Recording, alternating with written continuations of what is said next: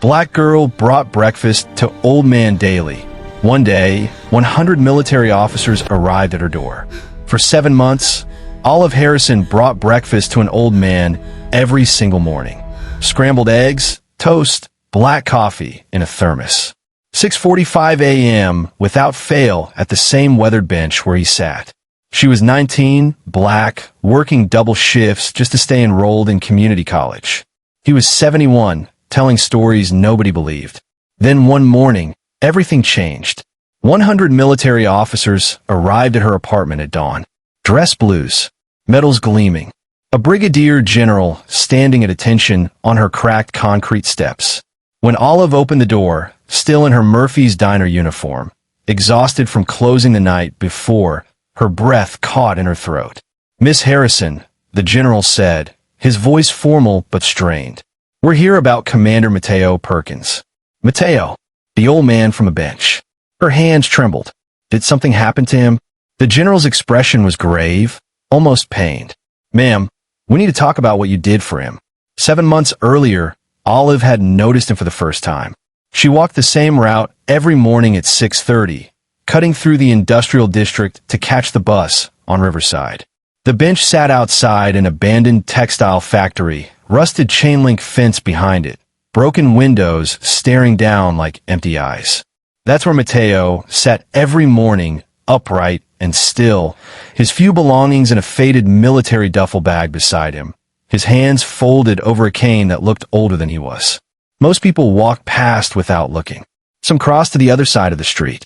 Olive had done the same thing for 3 weeks, telling herself she didn't have enough to help. She barely had enough for herself. But one morning in early September, she'd made extra eggs before her shift and realized she'd never eat them both. Her shift at Murphy's ran until 2. Then she had her biology class at 4. By the time she got home at 9, the eggs would be garbage. Mateo was already there when she approached, watching the sunrise paint the factory walls gold and rust. His eyes were steady, intelligent. He watched her carefully, like he was used to people either ignoring him or telling him to move along. "Excuse me," Olive said, holding out the styrofoam container. "I made too much. You want this?" He stared at the container, then at her face. For a long moment, he didn't speak. "You need that more than I do," he said quietly. His voice was rough but clear. "That's debatable," Olive replied. "But I'm offering." He took it with both hands, like it was something sacred. "Thank you, Mississippi Olive." She almost walked away then. Almost went back to her routine of not seeing him, not getting involved. But something about the way he'd said thank you, with dignity instead of desperation, made her pause. "You take your coffee black or with sugar?" she asked. His weathered face shifted, surprise flickering across it. "Black's fine." The next morning, she brought coffee in a thermos and 2 pieces of toast. The morning after that, scrambled eggs and an apple. By the end of the first week, it had become a routine she couldn't imagine breaking. 6:45 a.m. Every single day. Mateo was always there, always sitting in the same spot on that bench. They'd talk for 5, maybe 10 minutes before she had to catch her bus. He'd ask about her classes, her plans to transfer to a 4-year school someday. She'd ask about his day, and he'd tell her stories. Impossible stories. "Back when I ran operations in West Africa," he'd say, staring past her at the empty street. "We handled situations no president could acknowledge." Or, "I once briefed a joint chief in a bunker that doesn't exist on any blueprint." "I've been to embassies that aren't on any map." Olive figured he was confused, maybe dealing with dementia, maybe just old and lonely, building himself a past that felt more important than sitting on a bench outside a dead factory. She didn't correct him. She just listened. Other people weren't so kind. One morning in October, a jogger in expensive running gear deliberately knocked Mateo's coffee cup off the bench as he passed. Olive was 15 feet away, about to cross the street. "Hey!" She spun around, her voice cutting through the morning quiet. "What's your problem?" The jogger didn't even break stride. "He's taking up public space." "That's somebody's grandfather," Olive shot back. The man kept running. Mateo sat quietly, watching the coffee spread across the pavement. His jaw was tight. From pain or anger, Olive couldn't tell. She went back to the diner, grabbed napkins, and another cup of coffee. You didn't have to do that, Mateo said when she returned. Yeah, I did. He looked at her for a long time. Then he smiled, a sad, knowing smile. You've got steel in you. That's rare. He straightened his shoulders, military posture returning for just a moment. You're going to need it. Olive didn't understand what he meant. Not then. She just handed him the fresh coffee, same as always, and headed for her bus. By November, the routine was as automatic as breathing. Wake up at 5:30, shower, make breakfast for two. Pack one container for Mateo, one for herself. Walk to the bench. Talk. Catch the 7:05 bus. Work until 2. Go to class. Study. Sleep. Repeat. She didn't tell anyone about it. Not her roommate, not her friends. It felt private, sacred even. Like if she talked about it, she'd ruin whatever quiet understanding she and Mateo had built. Her bank account stayed at 0. Her student loans kept growing. She dropped her chemistry class because she couldn't afford the lab fee. But every morning at 6:45, she was there. And so was he. The old man on the bench, with impossible stories and eyes that had seen things Olive couldn't imagine. The old man who made her feel like she mattered, like her kindness wasn't wasted. The old man whose real story would change everything. Olive first saw him on a Tuesday in early September, the kind of morning where the heat hadn't broken yet and the air tasted like exhaust and desperation. She was running late, cutting through the industrial district because the main route added 10 minutes she didn't have. Murphy's didn't tolerate tardiness, and she'd already been written up twice. The abandoned textile factory loomed on her right. 6 stories of broken windows and peeling paint, a monument to jobs that left decades ago and never came back. The bench sat directly in front of it, green paint flaking off in patches, one armrest missing entirely. That's where she saw him. An old man, sitting upright with his back perfectly straight, hands folded over a wooden cane. He wasn't sleeping or slouching or hunched over like she'd seen other people on streets. He was just sitting, watching the morning unfold with the kind of attention that made it seem like he was on duty. His clothes were worn but clean, his gray hair cut close to his scalp, military neat. A faded duffel bag sat beside him, olive green with stenciled letters too faded to read. Olive walked past without stopping. She had $17 in her bank account until Friday. She had a philosophy paper due and a shift that wouldn't end until she'd been on her feet for 8 hours. She didn't have time or money or energy to get involved. But something about him stuck in her mind through her entire shift. The way he sat, the dignity in it, like he was waiting for orders that would never come. The next morning, she left her apartment 15 minutes early. She told herself it was to avoid being late again, but she knew the truth. She wanted to see if he'd still be there. He was. Same bench, same posture, same watchful eyes tracking the sparse morning traffic. This time she slowed down as she passed. Their eyes met for half a second. He nodded, a single dip of his chin. Respectful. Military. She kept walking, but her chest felt tight. On Thursday, she stopped. She was standing at the bus stop 3 blocks down, watching the 7:05 pull away because she'd missed it by 30 seconds when the thought hit her fully formed. She had 2 hours before her shift started. The diner would be empty, just Mike prepping in the kitchen. She could make extra eggs. It would take 5 minutes. Friday morning at 6:45, she walked up to the bench, carrying a styrofoam container that was still warm. The old man watched her approach, his expression carefully neutral. Olive's heart hammered. This was stupid. This was getting involved. This was exactly what she couldn't afford. "Excuse me," she said, her voice steadier than she felt. "I made too much this morning. You want some breakfast?" He stared at the container for a long moment. Then his eyes lifted to her face, and she saw something there that made her throat close. Recognition, not of her specifically, but of what she was offering. Kindness without conditions. Respect without pity. "You didn't have to do that," he said quietly. His voice was rough but clear, each word deliberate. "I know," Olive replied, "but I did anyway." He took the container with both hands, and for the first time since she'd seen him, he smiled. By the second week, Olive knew his name was Mateo Perkins. By the third week, she knew he took his coffee black, preferred his eggs scrambled soft, and had a way of saying thank you that made her feel like she'd done something that actually mattered. By the fourth week, he started telling her stories. I was in Kinshasa once, he said, one morning in late September, staring past her at the empty street. Operation nobody could talk about. We extracted someone the embassy claimed was never there. Olive nodded, wrapping her hands around her own coffee cup. The morning was cold for the first time that fall, and she'd forgotten her jacket. That sounds intense, she said, non-committal. Mateo's eyes refocused on her face. You don't believe me. It's not that, Olive said carefully. It's just those kind of operations, they're classified, right? So even if they happened, you couldn't tell me about them. He smiled, but it didn't reach his eyes. Smart girl.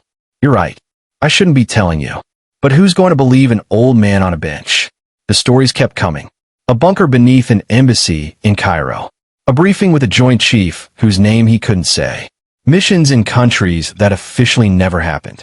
Places that don't exist on maps, he'd say, and Olive would nod and check her phone for the time because her bus was coming and she couldn't be late. She figured he was lonely, maybe confused, maybe building himself a past that felt bigger than a bench and a duffel bag. She didn't mind listening. Everyone needed someone to listen. But the stories sat heavy in her mind during her shifts at Murphy's, during her biology lectures, during the long walks home at night. There was something about the way Mateo told them. No embellishment, no dramatic pauses, just facts delivered in that same steady voice, like he was filing a report. And his posture never changed, that military bearing that made him look like he was perpetually standing at attention, even when he was sitting down. One morning in early October, Olive sat beside him on the bench instead of standing. She had 20 minutes before her bus, and her feet hurt from the night shift. Mateo, she said carefully, were you really in the military? He looked at her for a long moment. 34 years, he said. Special operations. The kind where your records get sealed so deep, even you can't find them anymore. Olive pulled her jacket tighter. What happened? He shrugged, a small movement. I got hurt on a mission that officially never happened. Went to the VA. They had no record of me. No service history. No benefits. No proof I ever wore the uniform. It was like I'd been erased. That's not possible, Olive said. They can't just erase someone. Mateo's laugh was bitter. They can if your entire career was classified above top secret. They can if acknowledging you means acknowledging operations that never officially existed. Olive wanted to argue, but she thought about her own struggles with financial aid, with getting her transcripts transferred, with bureaucracies that lost paperwork and denied claims. She thought about her mother's disability application that took 3 years and 2 lawyers. Maybe it was possible. Maybe the system really could swallow someone whole and pretend they never existed. She handed him the thermos of coffee. Her rent was due in 5 days, and she was $60 short. The crisis hit in mid-October, all at once like it always did. Olive's car made a grinding sound on the way to her shift, the kind of sound that meant expensive. The mechanic quoted her $400. Her tuition payment was due in 2 weeks, $350 she didn't have. Her phone bill was overdue, and her landlord had taped a notice to her door, pale yellow paper that might as well have been a death sentence. Rent was due in 3 days, $580. She sat on her apartment floor that night, surrounded by bills she'd been avoiding, and did the math. After her next paycheck and the shifts she'd already covered, she'd have $620 total. That was rent plus $40 for the rest of the month. No car repair, no tuition, no phone, no cities, no eggs for Mateo. She stared at the numbers until they blurred. Then she made a decision. Friday morning, she walked past the bench without stopping. She left her apartment at the regular time, but she'd taken a different route 2 blocks over, where she couldn't see Mateo sitting there, where she couldn't see his face when she didn't show up. Her bag felt wrong without the styrofoam container. Her hands felt empty without the thermos. She got on the bus and stared out the window and told herself this was temporary, just until she figured things out, just until she got back on her feet. He'd understand. He'd have to understand. But Saturday morning, she woke up at 5:30 anyway. Her body knew the routine, even when her mind had given up on it.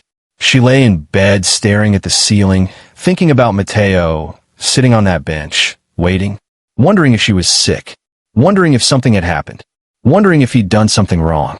She thought about his smile when she showed up, the way he said her name like it mattered, the careful dignity with which he took the food, always with both hands, always with gratitude that felt too big for a few eggs and some toast.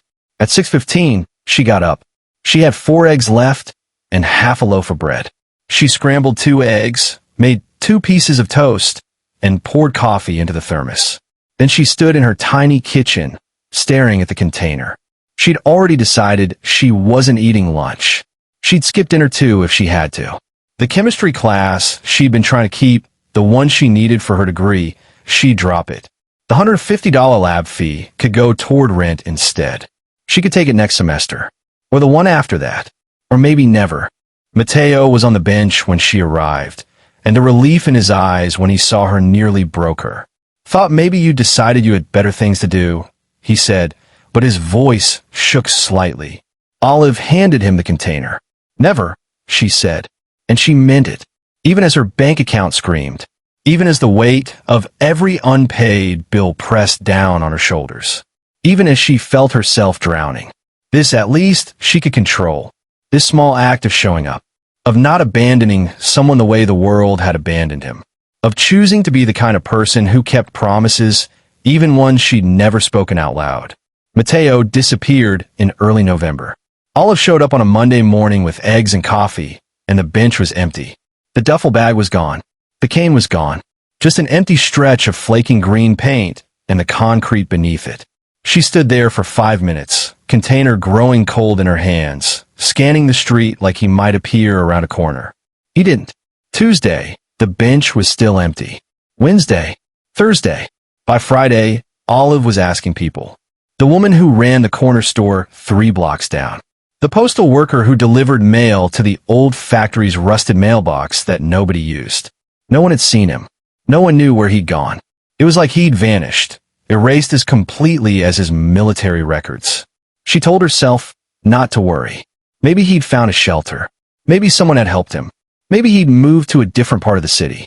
But every morning she walked to that bench with breakfast, she ended up eating herself, and the worry twisted tighter in her chest. 10 days passed. Then, on the 11th morning he was there. Olive almost didn't recognize him. He'd lost weight, his clothes hanging loose on a frame that seemed suddenly fragile. His face was gaunt, the skin around his eyes bruised looking. He sat hunched forward over his cane, and when he looked up at her approach, she saw pain he was trying very hard to hide. "Mateo." She rushed forward. "Where have you been? Are you okay?" "Hospital," he said quietly. His voice was rougher than usual, strained. "Had a procedure. Nothing they can fix, but they tried." Olive set the container beside him and knelt down, so she was at eye level. "What kind of procedure? What's wrong?"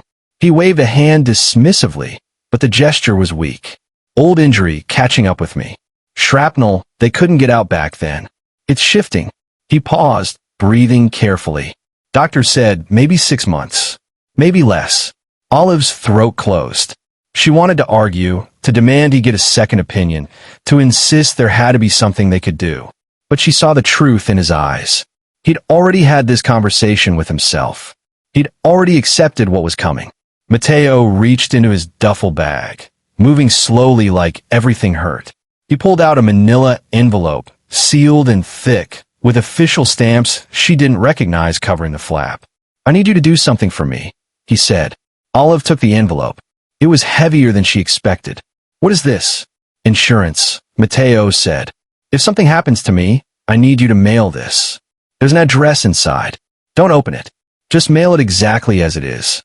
He looked at her with an intensity that made her shiver. "Promise me, Olive.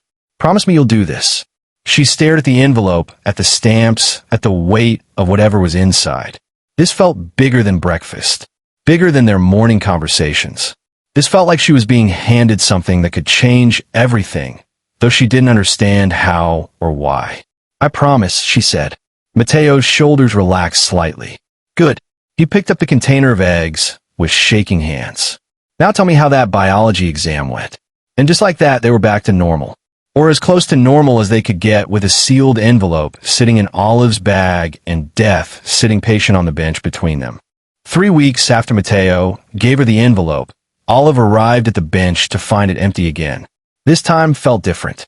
The morning was colder, late November frost still clinging to the metal armrest. His duffel bag wasn't there.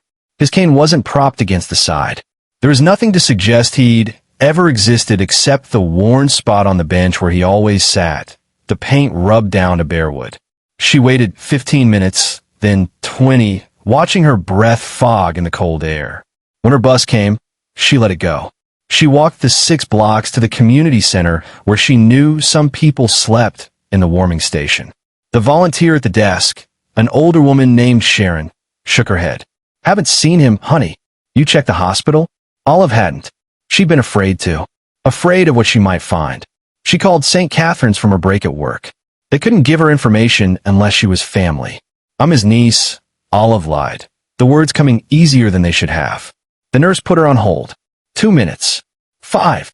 When she came back, her voice was carefully neutral. He was here. Discharged himself yesterday against medical advice. We don't know where he went. Olive's hand shook. Is he okay? The nurse paused. Ma'am, he left with no medication, no follow-up plan. If he's family, you need to find him. She searched. Between her shifts, between her classes, during every spare moment she had. She walked every street in a 2-mile radius. She checked shelters, asked at churches, showed his description to anyone who would listen. An old man, 71, gray hair cut military short, walks with a cane, carries an olive duffel bag. No one had seen him. The police said they couldn't file a missing person report for someone who had no fixed address. The shelters said they couldn't give out information on residents. The VA said they had no record of anyone by that name.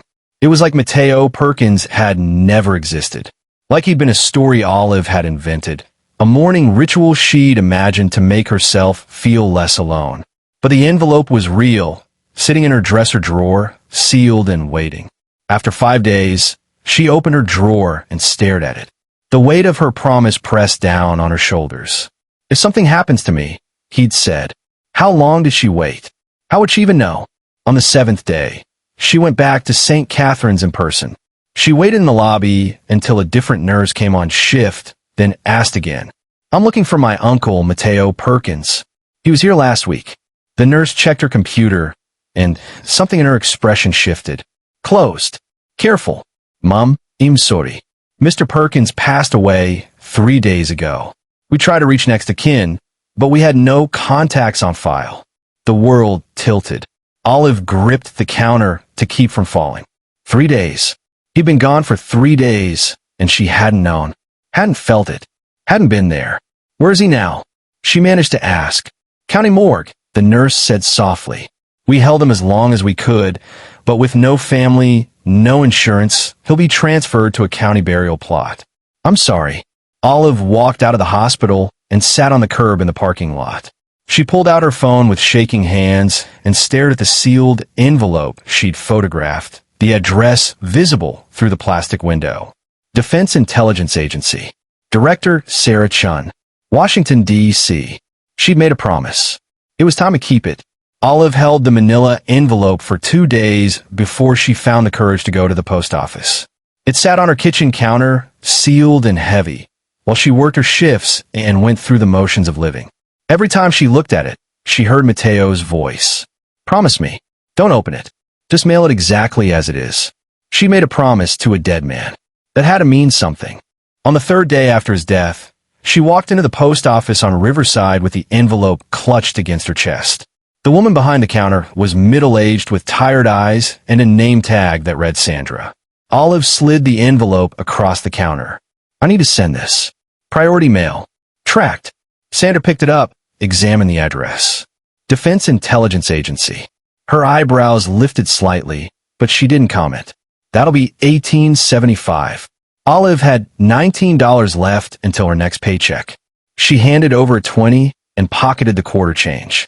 Sandra processed it, printed a tracking label, and handed Olive a receipt.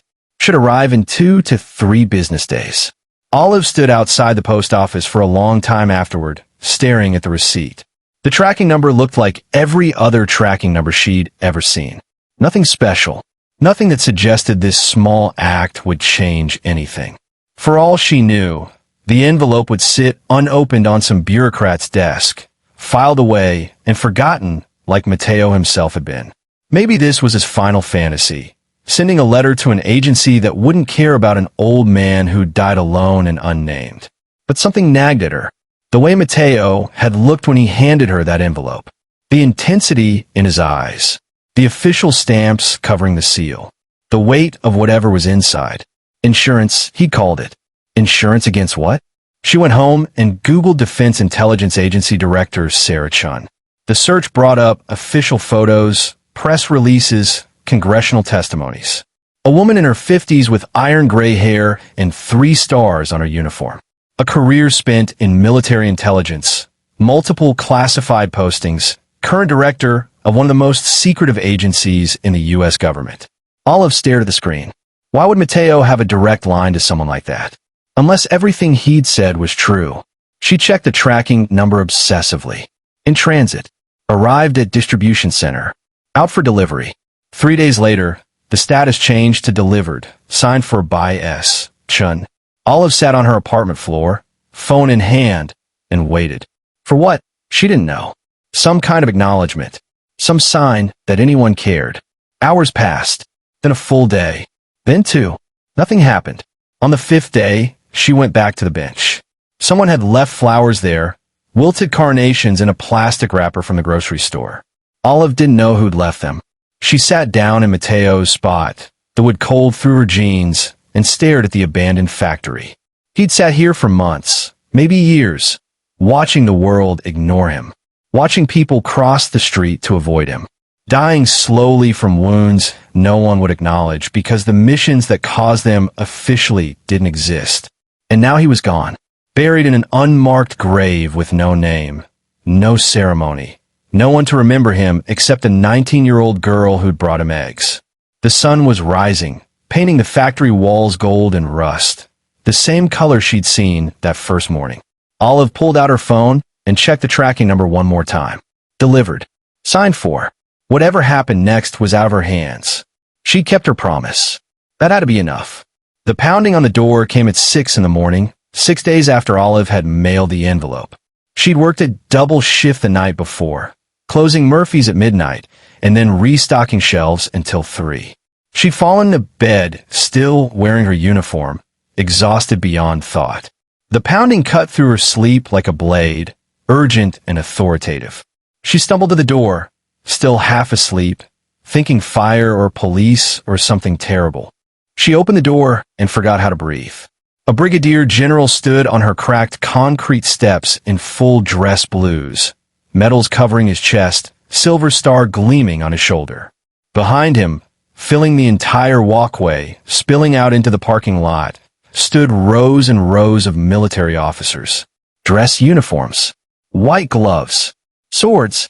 She counted 20, 30, 50 before she lost track. They stood in perfect formation, silent and waiting, the morning sun catching on polished brass and gold braid. Military vehicles lined the street. Neighbors were opening doors, staring, pulling out phones to record. Miss Harrison? The general's voice was formal, careful. Olive Harrison? She couldn't speak, could only nod.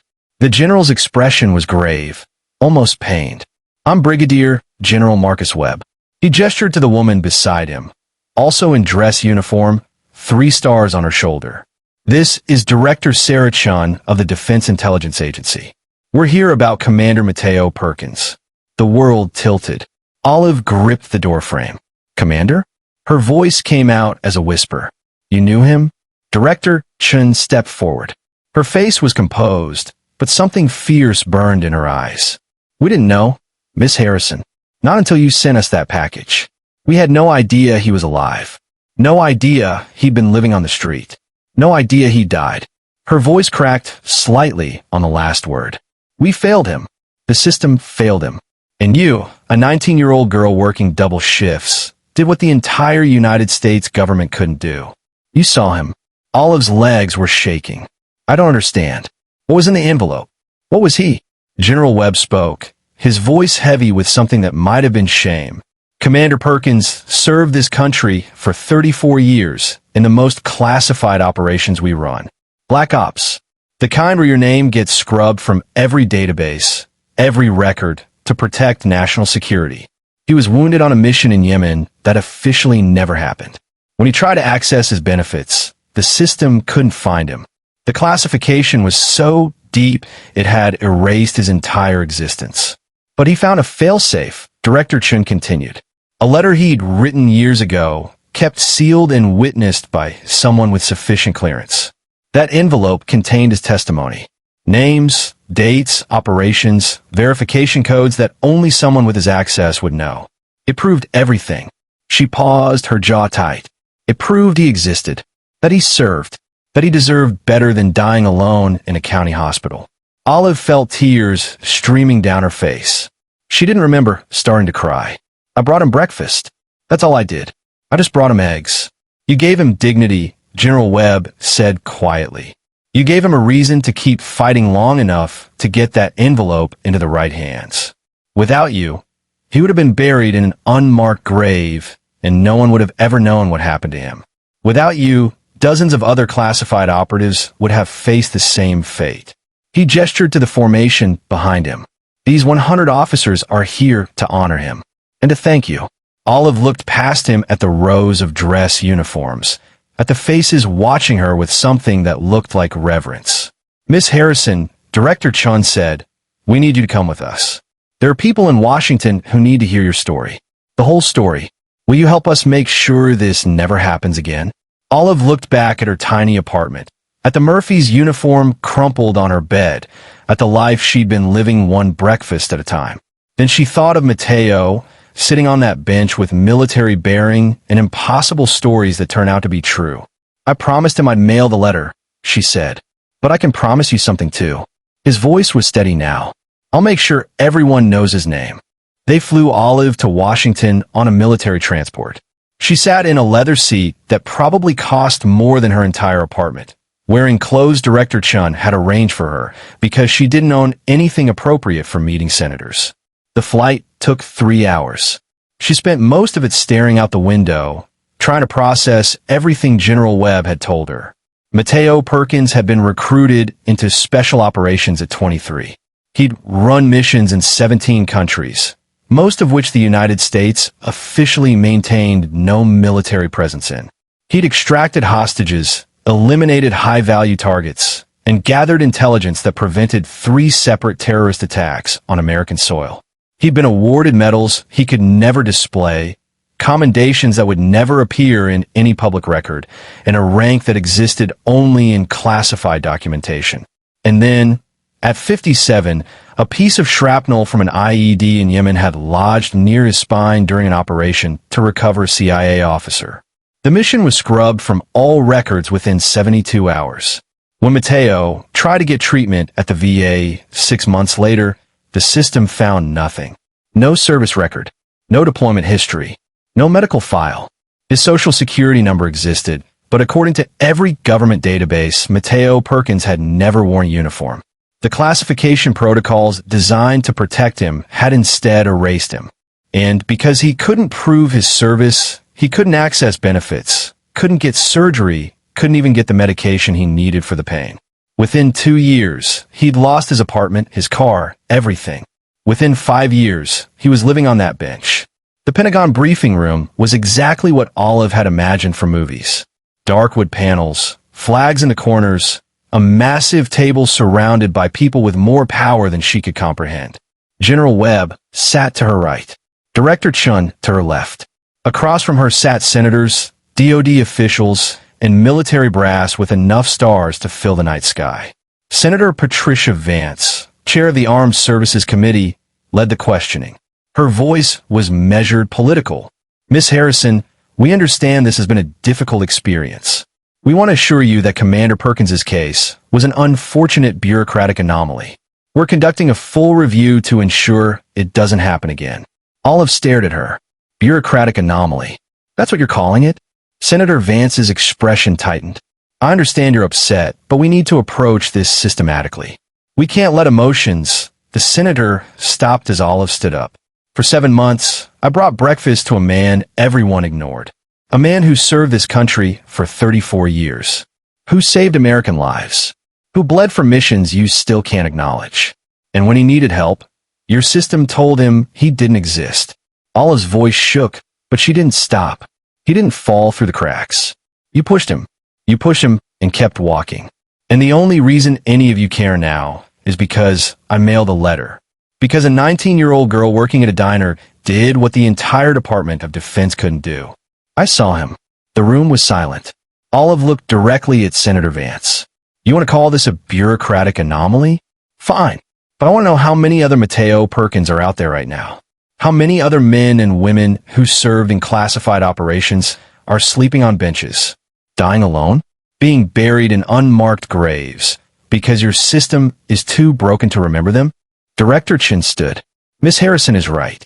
Our preliminary investigation has identified 43 other cases where declassification has prevented veterans from accessing their benefits. 43 that we know of. There could be hundreds more. Senator Vance's face had gone pale. What are you proposing? Olive sat back down, her heart pounding. I'm proposing you fix this. I'm proposing you create a system where classification doesn't mean erasure. Where serving your country in secret doesn't mean dying alone and forgotten. She pulled a folded piece of paper from her pocket, the memorial service program General Webb had given her that morning. And I'm proposing you start by saying his name. Commander Mateo Perkins. Make sure everyone knows it. 8 months later, Olive stood in the Rose Garden of the White House, watching the president sign the Perkins Protocol into law. The legislation had moved through Congress faster than anyone expected, propelled by viral video of her testimony and public outrage that refused to fade. The protocol established a dedicated office within the Department of Defense to track and support veterans with classified service records.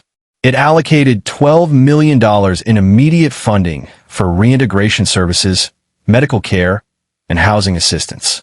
It mandated quarterly audits to prevent anyone from being erased by the system again.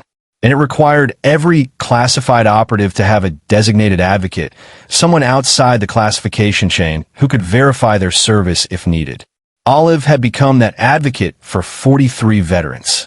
43 men and women who'd served in shadows and been abandoned by the light.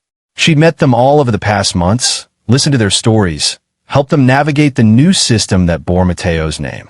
Some are homeless like he'd been. Others were barely surviving, unable to work because of injuries from missions that officially never happened. All of them had been invisible. Now they had a voice. They had her. The position came with a salary that seemed impossible to Olive. Enough to pay off her student loans, to finish her degree, to never again choose between rent and groceries. But more than the money, it came with purpose. She was the youth liaison for the Perkins Protocol Foundation, the face of a movement that had started with scrambled eggs and a thermos of coffee.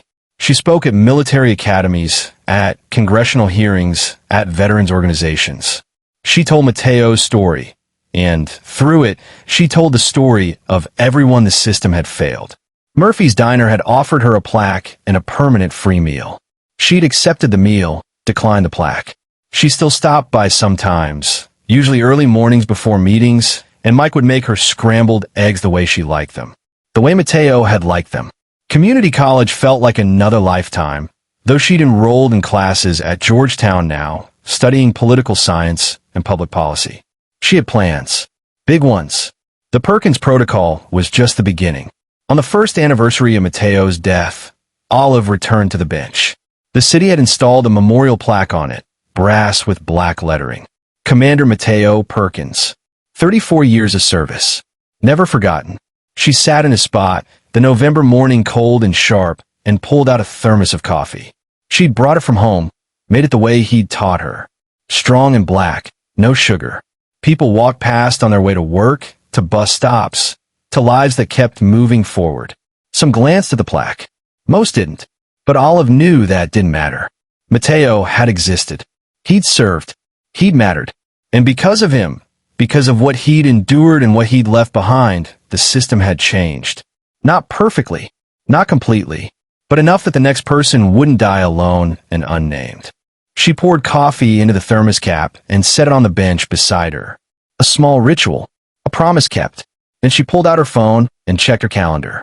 She had a meeting with a senator in 3 hours, a veteran to visit in the afternoon, and a speech to write for a military academy next week. Mateo had told her once that she had steel in her, that she needed. He'd been right. But what he hadn't known, what she discovered in the months since his death, was that the steel had always been there. She just needed someone to see it. Someone to believe that a girl from the wrong side of town with empty pockets and a full heart could change the world one breakfast at a time. Shouldering her bake. The coffee sat steaming on the bench, an offering and a promise. She walked away without looking back, headed toward a future Mateo had made possible, carrying his name forward into rooms where invisible people could finally be seen.